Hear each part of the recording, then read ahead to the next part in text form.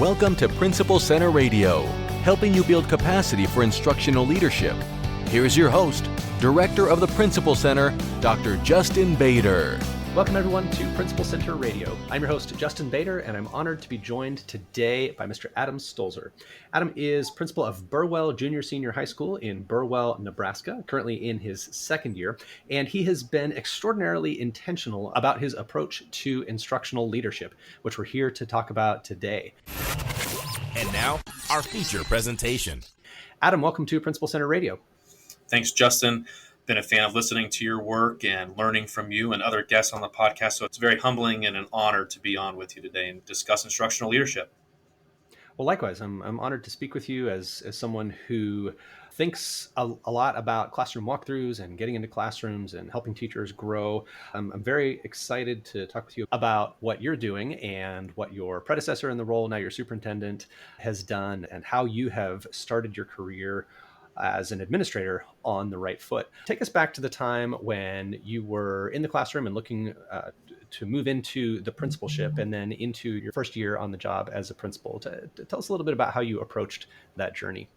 I taught for 7 years, was high school math teacher in the building that I'm the principal in. And for the beginning part of my career, the first 6 years, the only time administration came into my room was the 2 times a year for the formal observation. And when they needed something, it wasn't a consistent basis. If you wanted administration, you went to the office. And as I started taking my administration classes and starting to go down the path of being an administrator, I just felt that wasn't what was best for kids and what was best for staff. Like, you need to interact with these people. We're in a people business. We're in a serving business. And it's all about, we want our students to grow, but we want staff to grow too. And so I wanted to go down that path, got into your stuff online, read your book, did the Instructional Leadership Challenge, all of that. And then in my 7th year, my final year of teaching, Mr. Maynard came as our principal, and he was what I wanted. He was what I wanted to be in classrooms, providing feedback, catching you doing good and growing the good. And now we've held that consistent now for 3 years, with 1 year as him and my second year with me, and just about growing and catching good and celebrating the amazing things that teachers and students do on a day-to-day basis. And it's easy to forget how rare that still is, right?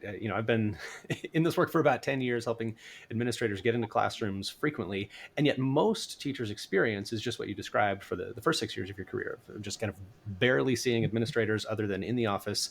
You've got your formal observations, your evaluation for the year, but that's typically it. And when I talk with teachers, especially on social media, about administrators getting into classrooms, one of their first reactions is, no, why would I want more of that? I don't like that. And you saw that as a teacher, as a positive experience when now your superintendent, Mr. Maynard, got into your classroom. You saw that as a form of support. What was it that made it supportive and not a gotcha, not a hassle, not micromanagement? Because certainly there is the perception out there that administrators just cause trouble when they get into classrooms. What made it different for you?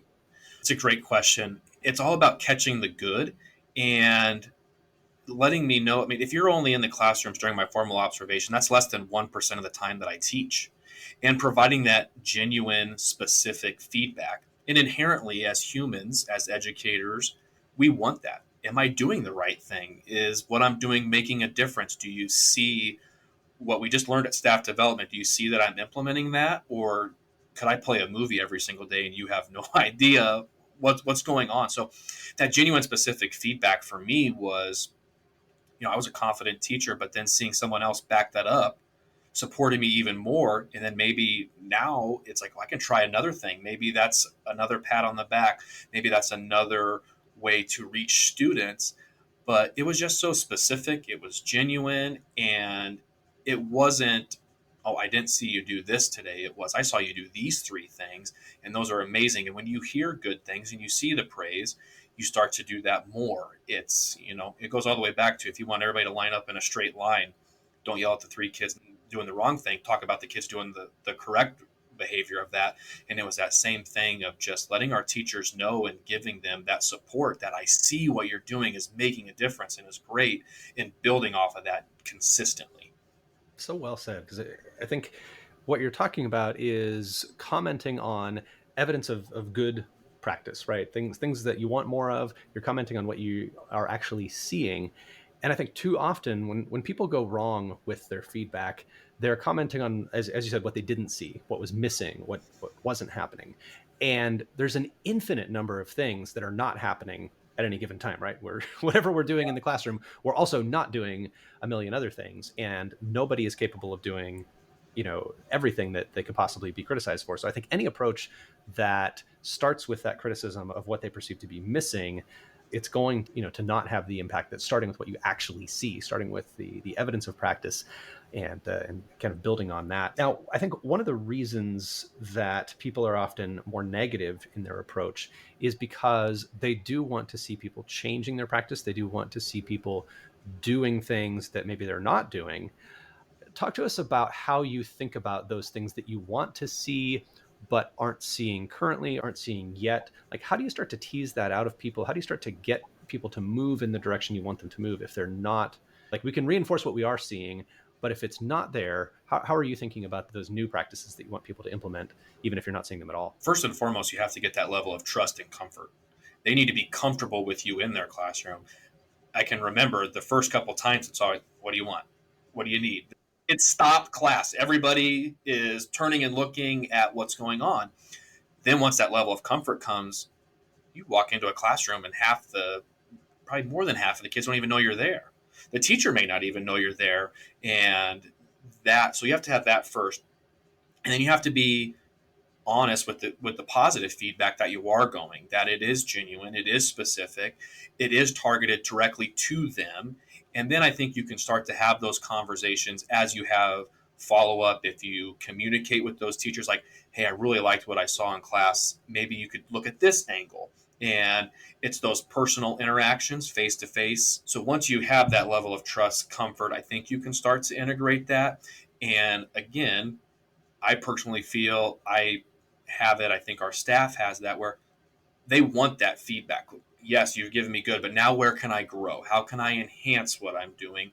And so we've had that where, relating it back to our Marzano framework, that these are some areas that we want to target. We're going to look for them specifically, and then here's how we can grow them, relate them to professional development that we've had or that we notice that we need to have. So just being everything relating back to our framework and what we talk about and do on a daily basis. Love that, because the daily basis piece of that, I think, is so easy to overlook when we do evaluations annually, right? When we set goals at the beginning of the year, do a couple of formal observations, and then do a final evaluation at the end of the year. If that is all that we're doing with the evaluation criteria, whether that's Marzano or Danielson or some state framework or something developed in-house, if that's our only time engaging with those practices that are specified in that framework, we're not really going to be very familiar with them. So you're saying these are kind of a constant touchstone for your staff in faculty meetings and in conversations and so on? Yeah, it's a constant feedback. So obviously I do informal walkthroughs where I don't have a piece of paper with me. I don't have my computer. I'm just popping into classrooms, and they're like 30-second little snapshots of just me taking mental notes, being present, available. And then we have a paper form, because I still feel, and I'm only 30, 31, but like a handwritten note goes a long way. It doesn't all have to be on a computer. So we have a handwritten note walkthrough, we have a computer one. And yes, it is what is going on spontaneous right now, but it's also circling back to what are some Marzano elements that we identified at the beginning of the year that we need to work on based off of last year's walkthrough data and just perceptual knowledge of talking to staff of what we need to do. So yes, it's in the moment, what's going on, 1 to 3 minutes, 3 to 5 minutes, whatever it may be, but we are circling back. So it's a constant conversation, not just, okay, we're going to talk about it this month at PD. We're not going to talk about it for a week and then we're going to go, or we're not going to look for those opportunities of growth. It's a constant cycle, a constant conversation. Love it. And how often are you getting into classrooms between as you said, the handwritten and the computer-based? It's my goal to get into classrooms every day. Maybe not every single classroom every day, but I certainly try to get into every classroom every day. At a school my size, it's very doable to do that. We have 125 kids, and so I have about 20 teachers where I can get into every class every day. But if not, it's at least 4 or 5 classes a day. But for sure, once a week, there is specific feedback, documentation that I've been in your classroom, we're looking for it, and we're using that as evidence so that, as we've talked about the evaluations, it's not just when I come and formally observe you, it's a whole process that takes into the fact these walkthroughs, these mental notes, these conversations. Yes, when I was in there for the full class period, but it's a whole picture, a whole process that you've had as a teacher, not just that less than 1% of the time when I came and formally observed you. Yeah. And I think that speaks directly to the trust issue that you mentioned being so crucial. When people know that you know them, they know that you have seen them in a variety of contexts, on a variety of occasions. It's not just one or two high stakes observations.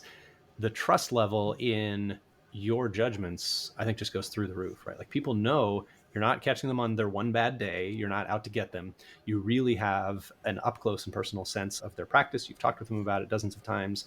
And that leads to, I think inevitably leads to better decisions when it comes to the evaluation process, professional development.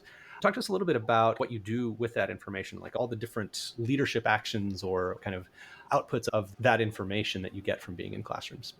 At the beginning of this year, we took all of our information from last and what elements we saw, the engagement level of students that we tracked, how students work. Was it a lot of lecture? I mean, we learned here that we had either a lot of lecture or a lot of individual work. It wasn't so much team or group work or partner work. So that was an area of how can we get students talking more? We have data that shows it's a lot of whole class instruction or individual time. So how can we get students talking and engaged more? And naturally in elementary, you kind of have that shift where there's more centers, stations for elementary. At the high school level, no. So that was a big thing for us. How can we increase student engagement? And that led to the talk of compliance versus engagement. Yeah, they're all sitting there taking notes, but are they engaged or are they just complying with what you want?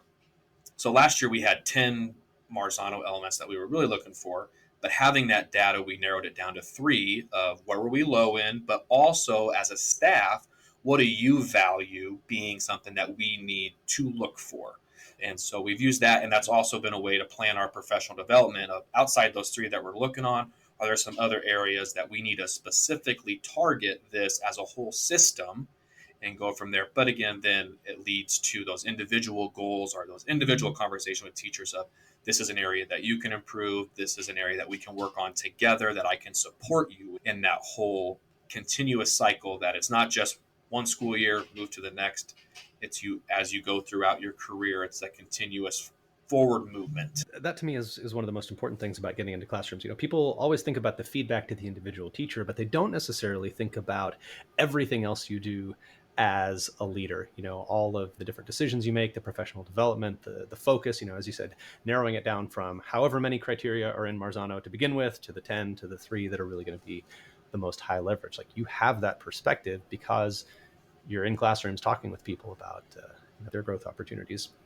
Let's talk, if we could, a little bit about visibility. I was talking with an educator friend of mine who said their principal never leaves the office. The door is always closed. There are actually 2 sets of doors. You cannot get to the principal. You never see the principal. It's kind of a Wizard of Oz kind of scenario. How have you approached visibility and accessibility as a principal?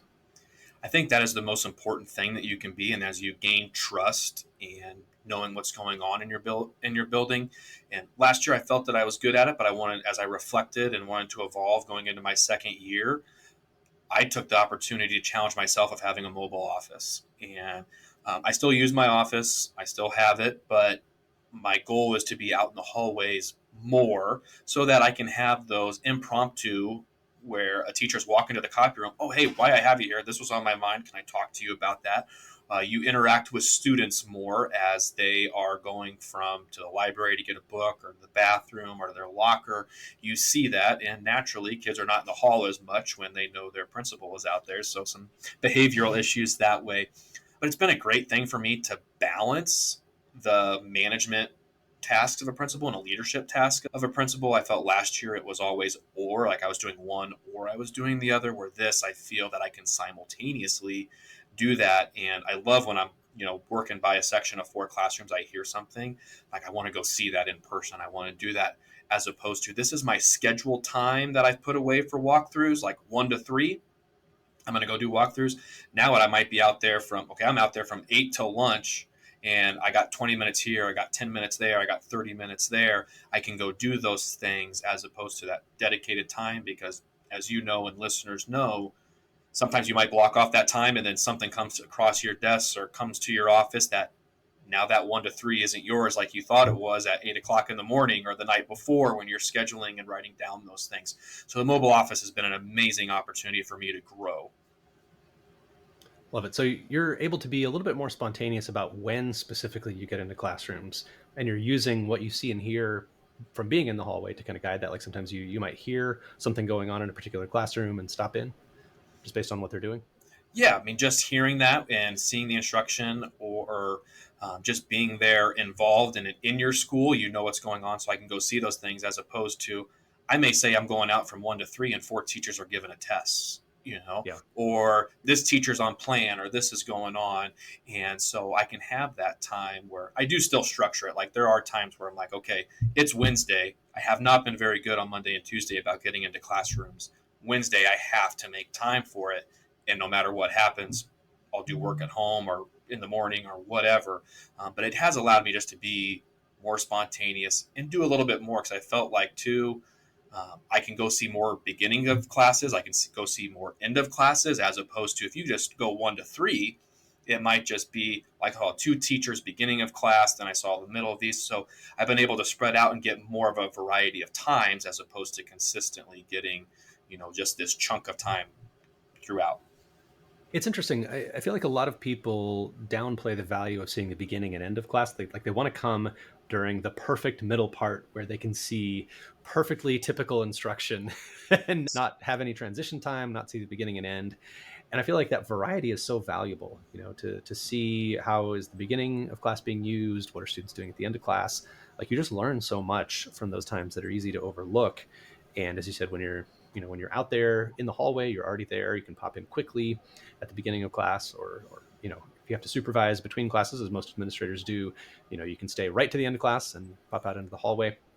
Talk to us a little bit about some of the reactions from staff, because as you said, the first time around, people wonder, like, what's wrong? Why are you here? Do you need something? Are you here for a student? Is somebody getting signed out? What's going on? How have staff gotten used to and responded over time as you've continued to get into classrooms? Because one of the things that I think a lot of people worry about is, like, people might tolerate my visits once or twice because they expect me to do 1 or 2 walkthroughs a year, but on the 10th or the 15th time, is it more of the same? How do people start to engage with you differently as you come back over and over? They see this as not just a one-time thing. Yeah, I think the big thing for us there was the consistency of Mr. Maynard being in his principal role for the year, and then me, where he had that established, like, this is an expectation. And then for me, my first year was, is he going to follow this? Is he going to be consistent, or is it going to be another year of change? And we kept it consistent because I believed in it and it was an expectation. And now it's become that. I truly feel our staff expects it and wants it. We've had staff say that I don't have a problem when you come in. Just tell me when you want to come in and do the formal observation, because I'm used to you being in here providing feedback anyway. So when you come do the formal, sitting here for a full class period, it doesn't make a difference to me. You pick. Where, there used to be the anxiety or the stress of, oh, the administrators come into my room. Well, I think our staff is so used to it for now being 2.5 years of this is the expectation, where that anxiety's down. Our kids' anxiety goes down. Like, what's the principal want? Like, the principal's out here doing something. And there is times where it's like, oh, you haven't been in my room for a while, or, hey, I haven't seen you, or this and just that. So I just think it's come to a point where it's a common practice and expectation now. New teachers, it is a little fun. We've had 2 new teachers since I've been on where, yes, they know it's coming, but there's a little bit of, oh yeah, you are going to come in every day. You're not just talking about it. But new teachers are kind of used to that with the student teaching process and always having someone in the room. But I do think it kind of catches them a little off guard. Like, oh yeah, you really do mean like you're going to be in here multiple times in a week. Yeah, I feel like a lot of people expect it to be, more of a high stakes process that they don't want to do over and over again. But it really, like you said, it becomes a low stakes process when everything is not hinging on just 1 or 2 visits, 1 or 2 observations. The pressure goes down because it's not all hinging on those couple. Let's talk, if we could, about the other work that is not teacher feedback, the work that keeps us at our computers, the work that is involved in keeping up with all the emails that come in. And so much has kind of been funneled to emails these days that might have come in different formats. I personally found that there was always good reason to be at my computer. Like there was never not a need to get back to people electronically. And I've been out of the principalship for well over a decade now. I'm curious, what has been your experience with that, either kind of office-y work or, perhaps laptop work that you're able to do in the hallway? What role does that play in your day-to-day? It's definitely a part of it. It's definitely an important part of it. That's why I do like being in the hallway, not in the office, where I can have my computer up. I can respond to an email quickly. I can do that. And again, we're a small school. I mean, my staff knows if they want to get a hold of me to text me or call me, like that's when I know that if it can wait multiple hours, email me. If it is something that you need me, text or call. But I also value my time before school. I'm a morning person. I like to get here, fairly early before staff do, so I can kind of get some of those management pieces to it. I can get my day where I can get some things out of the way so that I'm ready to go for students and staff right away. But definitely there's just that balance of that you have to have that. But the first and foremost is it's a people business and people come first. And if it happens to do later in the evening or at home, that's okay. But I do feel that the hallway has allowed me to have those breaks where, okay, I can work for an hour and I can go do this. I can work for 30 minutes. I can respond to this email, all of those things. It just has made a more natural, easy flow. And I can take things as they come as opposed to letting them pile up for so long. Like, oh, I'm out doing leadership and walking the halls and being in classes for 2 or 3 hours. Then I come back and there's 2 or 3 hours I missed. Whereas opposed to when I have it all together, I can take it as it comes. And I do have that rule. Like if it takes 5 minutes or less, just do it now. Get it out of the way. Don't pile it up. I think that's been a big thing of if you can get it done now and it's 5 minutes or less, do it and get it done with so that you don't have to worry about it. And then you can tackle the next thing. Any particular tips on a mobile cart or what goes on that cart? Because I personally made, I think, good use of my laptop, good use of my iPad, but never had a cart. I had kind of a 2-story building, a lot of distance to cover. Any recommendations as far as how people might set up something like that? Yeah, I mean, mine's pretty simple. I was actually gracious. I had one. It wasn't quite tall enough. And then another teacher had a flexible seating room where they had one that's a little bit taller. So we traded on that. That's great. But I keep my phone, my computer, and then I got like a little pencil pen cart that I put down. It was not a very expensive one. It was just, around $80 off of Amazon and that. But I think less is more. I mean, I have my sticky notes. I have just a couple things that I can write notes on, the walkthrough forms, but just something that, especially now everything's on the computer. We don't have binders and all these papers and files. And if I do need that, I go to my office and all of that. So I've even seen people who have just old library carts that don't get used anymore that, used to have check out for the library to get the TV in the classroom and those. And I think it's just a way as we move into this 2024 world of instructional leadership where accessibility and availability and challenging yourself to try something new, to be there to serve your staff on a consistent basis. I mean, I kind of look at it like when you go to a baseball game, you don't want to get up to go get a hot dog. You want the hot dog guy to come to you. And so can you do that to serve people in your school where don't come see me. Like I'm going to just come out and see you and catch me as I walk by. I love it. It was an idea that I will say I was a little bit skeptical of the first couple of times I heard about it, but the more I hear people finding success with that and, just being out there, being accessible, and yet not away from the tools that you need to do various kinds of work, I think I'm a convert to the cart idea. Well, Adam, I just have to say it is tremendous to see the success you've had with this, with getting into classrooms, with being visible. What would you say to anybody who is skeptical of their own ability to do this, either because they have a larger school, a larger staff, maybe they stay pretty busy with discipline, maybe they are an assistant principal who's not the one at the top of the organization setting the pace. Maybe they feel like that might challenge some existing practices. Maybe, now you mentioned your predecessor was very much about getting into classrooms and is now your superintendent. What would you say to someone who is feeling the wind is not at their back? How would you advise them to proceed if they like what you're saying, but they're not sure they're in a position to pull it off? So 2 things I think are the most important is, one, you have to prioritize it as it being, we're in a people business and we need to support people. We need to grow people. but also find a mentor, a colleague that will support you in your efforts to prioritize it. That's what made it so easy for me is my mentor, Mr. Maynard, help put that wind behind my back and give me the confidence and, continue to coach me through that. So have some, especially if you're in a building where it is not common practice, of find that professional connection where you can have somebody who is pumping you up, and then prioritize it. People are our most valuable asset, and we need to protect that. We need to grow that.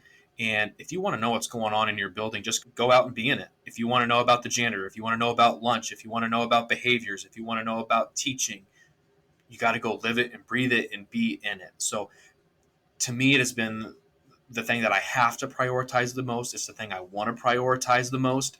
Paperwork will always be there. Reports will always be there. Yes, discipline is at times going to take you away, but the people that you work with, you got to take care of, you got to support.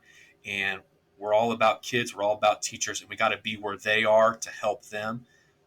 And having that person that can pat you on the back and help you out is going to go a long way in making that a priority that you can do every single day.